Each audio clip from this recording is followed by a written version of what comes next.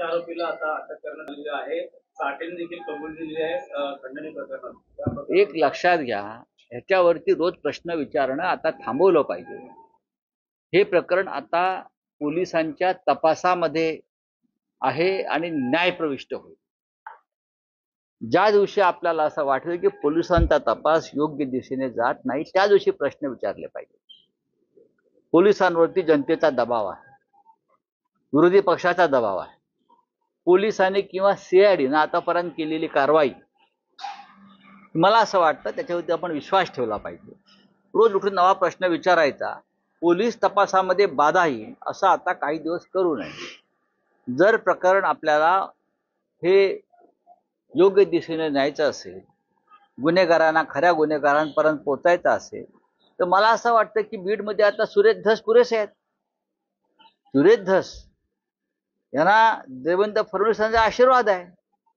धस साहेब आमचे जे काय बोलतायत ते फडणवीसांच्या आशीर्वादाशिवाय बोलणार नाहीत. तर जे काही त्यांचं चाललेलं आहे, याचा अर्थ असा आहे की देवेंद्र फडणवीस गृहमंत्री यांना सुद्धा बीडमधला हा दहशतवाद बंदुकीचं राज्य मोडून काढायचं आहे. ज्या दिवशी मला वाटेल, आम्हाला असं वाटेल यात काहीतरी पडद्यामागे वेगळं घडतंय, त्या दिवशी आम्ही पुन्हा एकदा या प्रश्नाला वाचा करू.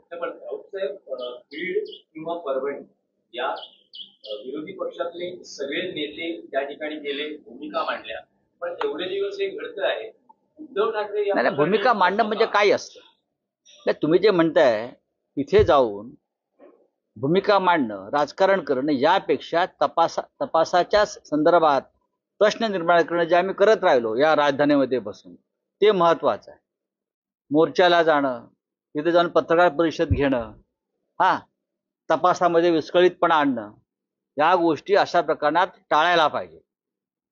परभणीतले सूर्यवंशी आणि बीडचे सरपंच संतोष देशमुख यांच्या हत्या दुःखद आहेत. त्यांच्या कुटुंबावर डोंगर कोसळलेला आहे आणि नक्कीच उद्धव ठाकरे लवकरच त्यांच्या कुटुंबांना जाऊन भेटणार आहेत. राजकारण करण्यासाठी नाही, दोघांच्याही कुटुंबांना जाऊन भेटतील. आम्ही वाट पाहत होतो पोलीस काय कारवाई करतायत, आरोपींना अटक होते की हळूहळू सगळे आरोपी अटकेत जातील. हे जेव्हा होईल तेव्हा आम्ही त्यांच्या कुटुंबियांच्या सांत्वनाला जाऊ, राजकारणाला जाणार नाही.